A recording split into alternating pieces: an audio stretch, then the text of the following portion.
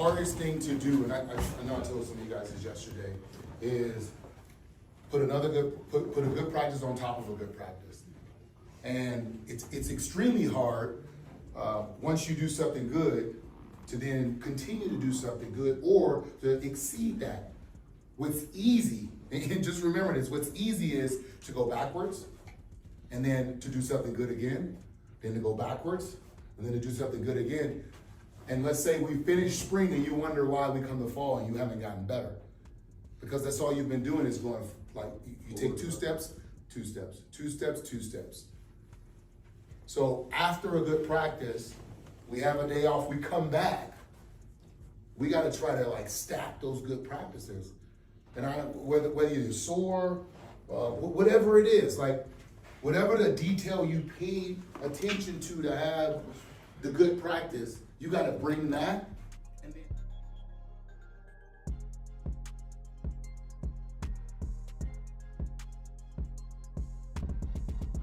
J Mac from Syracuse, New York, man, came all the way out to see my Colorado Buffs. What channel do you watch? They brought you out here. The pregame show. Never watched the college game till last season when Coach Prime came to Colorado. And I am in Colorado at Folsom Field. I am the Colorado Buffaloes auntie from Texas.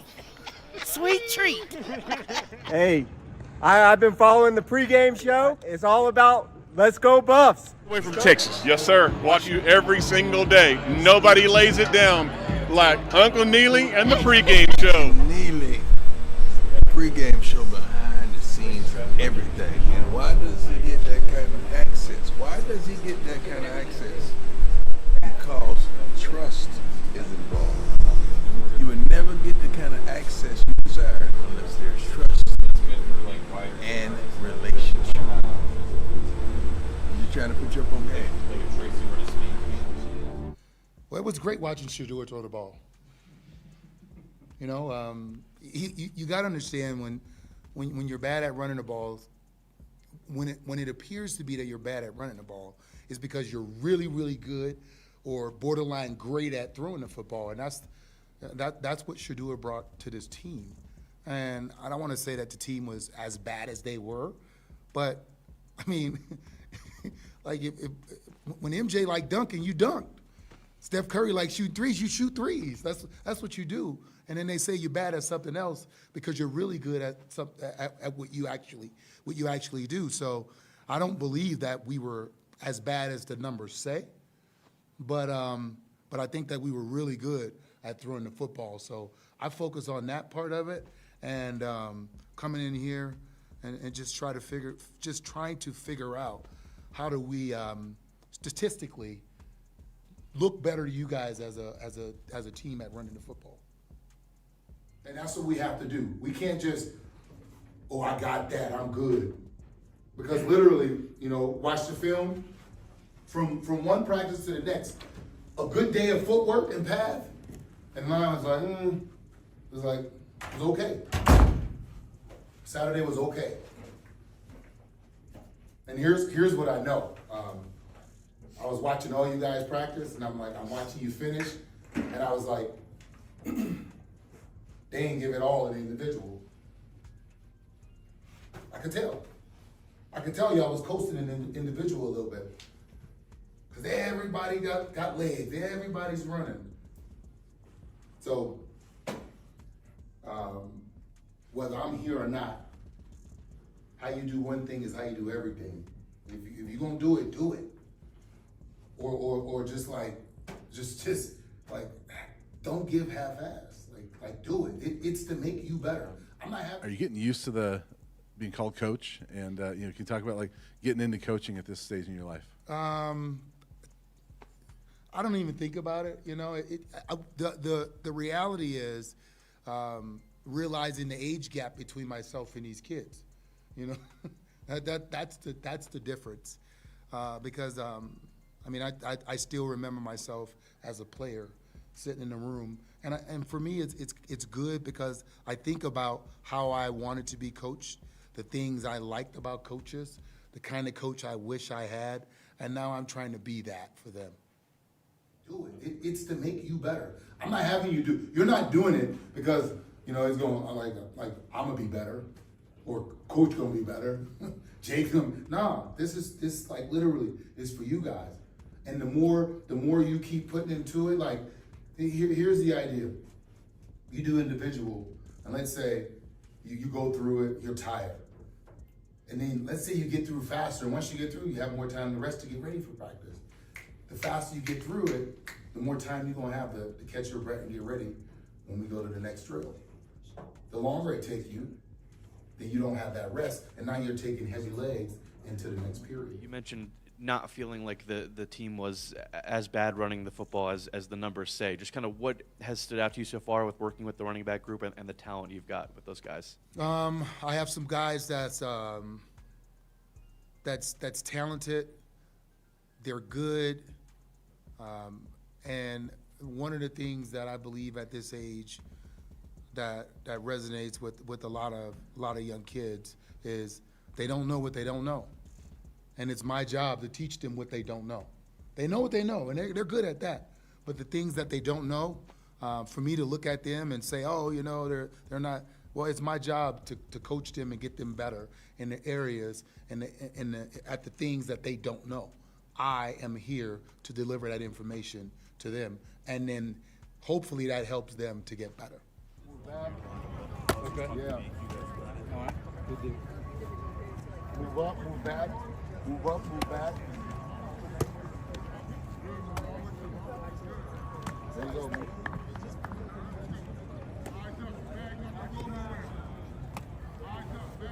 Outside of playing the Broncos during your professional career, did you have any history in Colorado? What would have been your early impressions since you've gotten here? I've been here several times. Obviously, you guys know the guys who own the Rams, they own the Nuggets, they own the Avalanche. So I've spent some time with the Kroenke family here. They're good friends of mine, wonderful owners, and friends of mine as well. And then literally. I was talking to Coach about coming to camp this year. Last year, I was talking about coming to camp this year when they start camp, because I had to miss last year. I had some stuff going on with my family.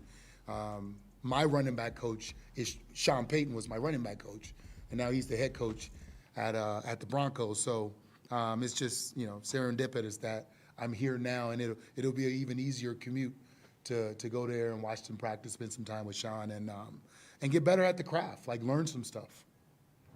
This elbow causes most fumbles because as you get tired, it gets lower, and there's only one way to make sure this elbow never go up.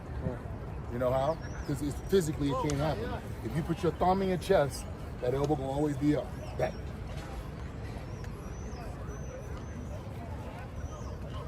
Never have an issue. Never have an issue. It'll never be your fault. And he might put it in too far, but that elbow, like this is always our fault. If this elbow ain't up big enough, that means the pocket ain't big enough. The ball that's where it's gonna hit. I just want you to be conscious of it. I don't even want to talk about it too much, but I'm just telling you, it's a huge key. Like if you get that thumb in there, that elbow gonna always be up. You never gotta worry about it. But you're gonna notice you're gonna start getting sloppy with it.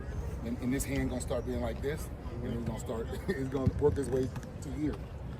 But if you pay attention to it and you just start to pay attention as you take handoffs, as we do it, this is that. All right. Second thing is as we work inside zones. Hey, Coach. Tony Casolo, Buffalo's Wire. We heard you kind of react over there when Coach mentioned needing to improve running the ball on the offensive line. Is that kind of music to your guys' ears when you hear that the offensive line needs and wants to do that? Man, I just think if you're not trying to improve, then you're getting worse. Even if I came in here and we were coming off being top 10, top 5, I'm still looking at where can we improve. That's the idea, and that's the mindset that we have to have, and that's what we want to instill in the football players that we bring in here and that we coach. I don't care how good you are. It's how much better can we make you? Where can you get better? And if that's all you do is focus on the things that you do well, then you're not improving. I got to take your weakness and turn it into a strength, and that's the idea of what we want to do. And I believe I'm here, and that's what I'm gonna try to do. As you guys look at, and I can't change what you thought about the run game last year. But we're going to be better. I can guarantee you, we are going to be better. Come on, man. Nobody can get you. Hey, here we go. Set, go! Inside cone. Shag off. Next up. Here we go. Inside. All right. Tight to the cone. Set, go! Inside out. Inside out. Good. There you go. Next up. Inside out. Set, go! Inside out. Tight off the cone. Inside out. Boom. There you go.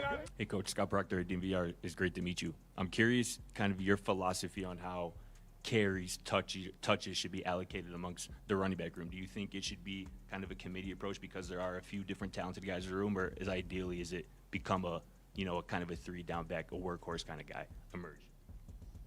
Here's the guys that I trust will play. I'm not going to ask them to play. In today's game, asking the player that's tired to play that's unheard of. Back when we played, if I was tired, man, give me more carries because I'm really good now. Now I'm settled. We don't play that type of game anymore. We're trying to protect players. You got to have backs ready to play, and they got to have carries. So, in a sense of it's fairly easy to me. The guys that I trust, based on how they practice and what they do, and how they test, will play. That's it.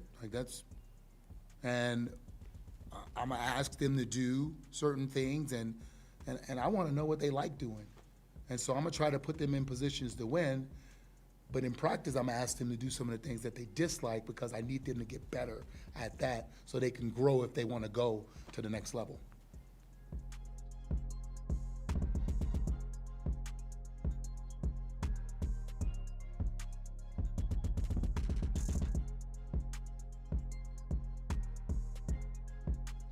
Coach, I'm Jack Carlo with Buffalo's Wire. Nice to meet you. Just curious, in your running backs room, I believe everyone is returning from last season. Does that make your job any easier, knowing those guys kind of know what Coach Prime expects? No. It's just because they know what he expects doesn't mean that they showed up at the first practice and gave it to him. It's like, just like everybody else's room after the first practice, we were like, Coach was like, that was crap. And I'm like, well, y'all know, you guys, you've been here. But all in all, man, it's they are still kids, and we have to remember when we were their ages, how many times did our parents have to tell us to do stuff before we got it? They're no different.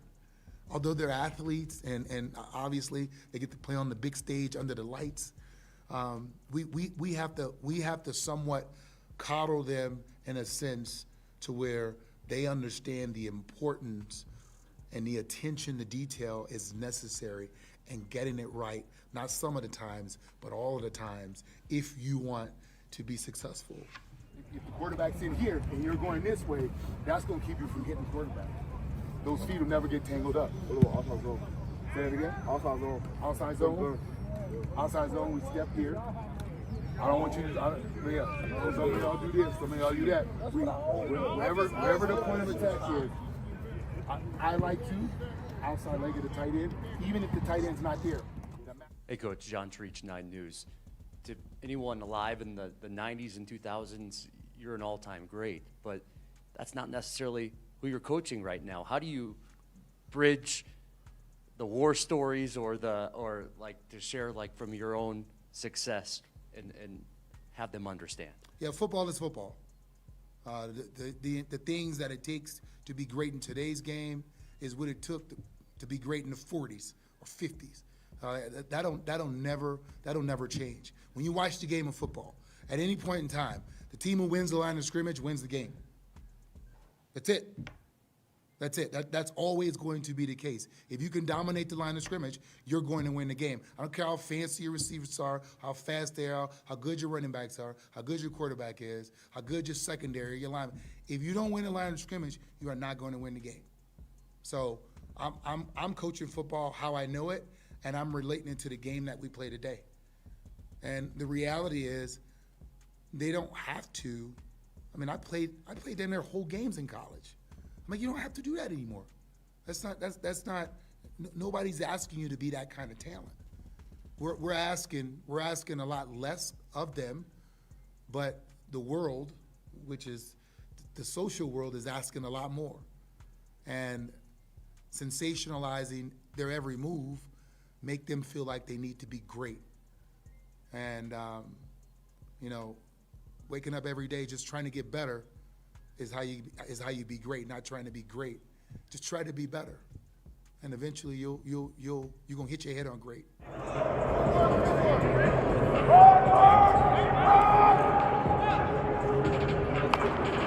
Listen to him. Come on, Tom. Go. Hey, let's go.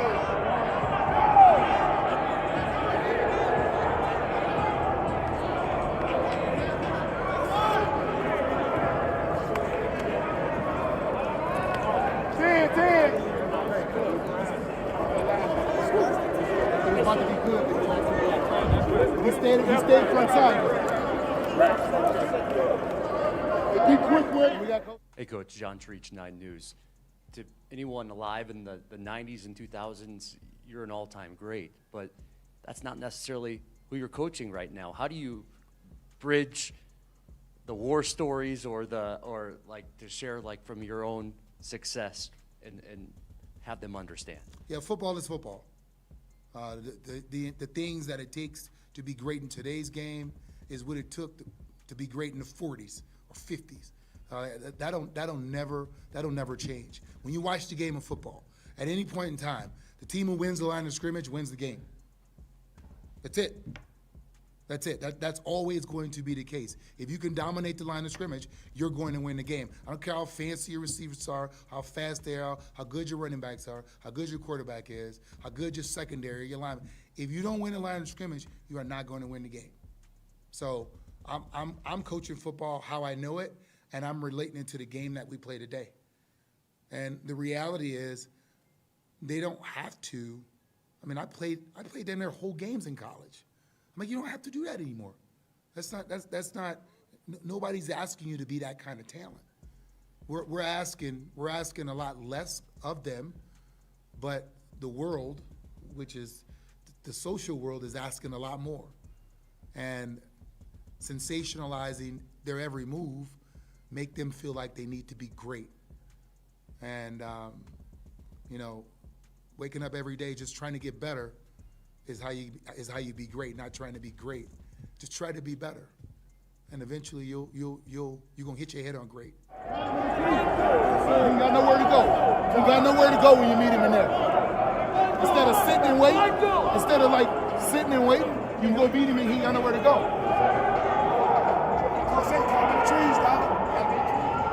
I was just curious how far back your relationship goes with Coach Prime and what the conversations were like leading up to you taking this job.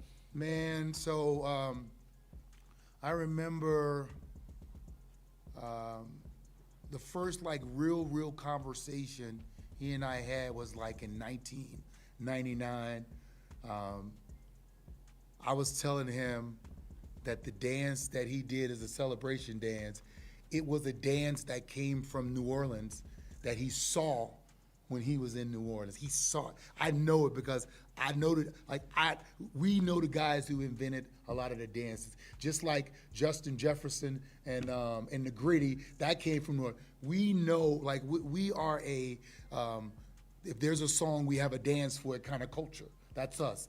And so the dance that he did, I told him where he got it from. So we're in game. He's playing for the Redskins at the time. I'm with the Rams. And then I flank out, and this is just funny. I line up, and I walked out there, and he lined up on me, and I said, "Oh man, I've been waiting for this my whole life." And he said, "Where you at? You on the outside edge of the numbers? You here?" He said, "That's all you can run is a slant." And I actually had a slant route. I'm like, God damn. And our relationship started then. We worked in television together at NFL Network. And we spent so much time on the road. We literally we went through the Hall of Fame process. We the same year. We actually had we had our party together. We've done a lot of stuff together, And, you know, I heard you guys ask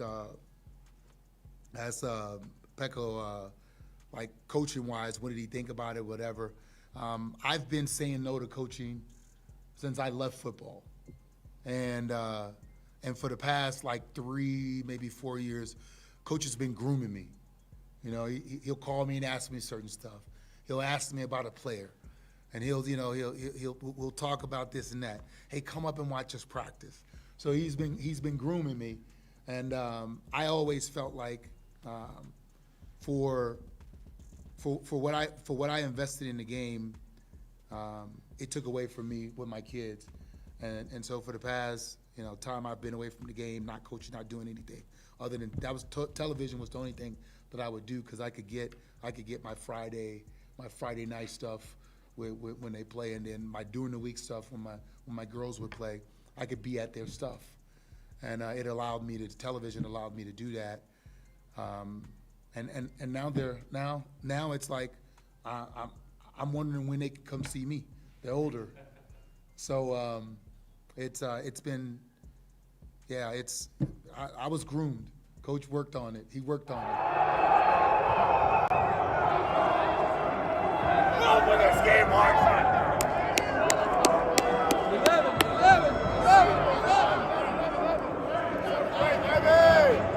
Yes, sir.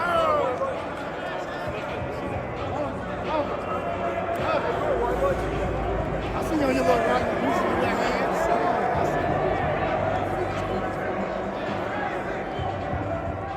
One thing that I notice when Coach Prime refers to you is he talks about how much he reveres your offensive mind. And I'm curious, how have you seen the game evolve over the last, decade, 2 decades to where it is now? And how much are you looking forward to kind of lending your expertise to help improve not just the running game, but the entire offense? Yeah, so it's a much faster paced game. And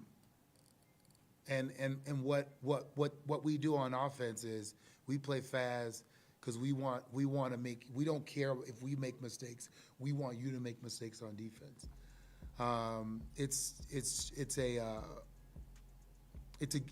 a game that even more than when we played, the team who has the most fundamentals, if you tackle better, if you block, if you do those things, you're going to win. And even more so now than when we play because they play fast, they play so many plays, and you don't have as much time to get the players ready. So the fundamental things that you don't have time to do, you can't bang all day. You can't get your offensive line as ready as they used to. You can't tackle to the ground as much as there's not as much alive, so you can't do that. So now the importance of those two things, blocking and tackling, are so important in today's game. And then for my guys, just making sure that they understand the fundamentals of the game. Knowing your assignment, knowing your alignment, knowing who to get and how to get them. That's what we got to do.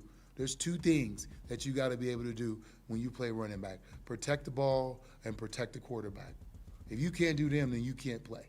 That's like you are a hazard to the team. Right, if you keep your shoulder square, you can make that cut. If you this way, you can't make that cut. That's why you shoulder square. For the play that's not blocked perfect. Like we're prepared for plays that aren't blocked perfect. And when they are blocked perfect, we make minimum movement. Coach Prime has been big on teaching these guys financial literacy, and you've been in that industry. Yeah. Is that one of the reasons that he brought you in? Is that something that you'll be doing with this team as well? It is part of the dynamic that I bring. I've spent the past 7 years working in the financial sector, and what we want to do, and this is what I love about the man and the person.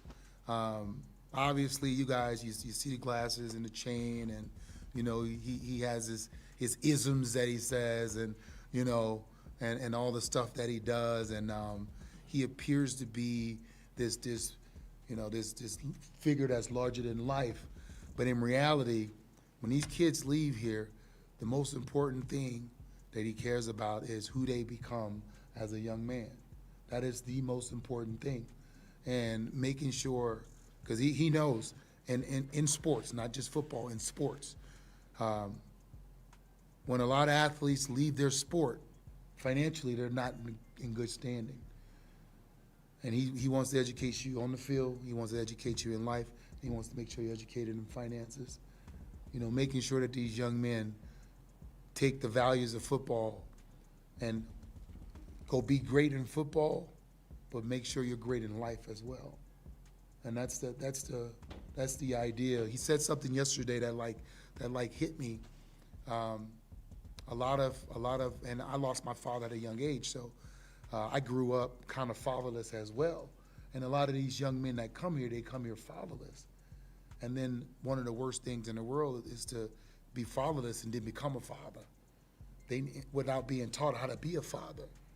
And making sure that they understand the aspects of life and how when you're taught something, the best way is to then teach it to make sure that is ingrained in you. And, you know, he's one of those guys that care. Like he talked more about the GPA of the team than he does the 9 wins that they had last year. And that's indicative to the person that he is, that don't show up when you see him sitting here, you know, giving those superlative answers that he gives. How's it going? Man, we played against each other, man. We was at Carlisle at Walker. Okay. We came down to Berlin a couple weeks ago.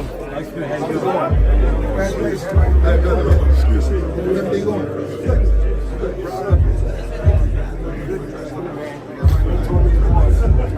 Tony's man. Yeah. We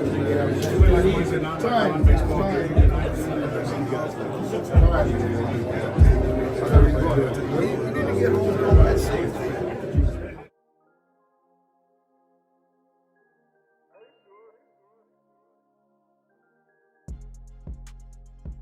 So where y'all from? We up from Miami, Florida. All the way from Miami. All the way from Miami. Appreciate y'all coming, man. Hey, man, we love what you guys are doing, man. We want to support you in every way. Appreciate your family. And we're recruiting at home. Everything we see at home, we bring it this way. My man. You gotta believe. Dude, we've been believing since day one, That's dog. why I gave them to Remember you. back in Jackson State? We've been believing with you in the pregame show.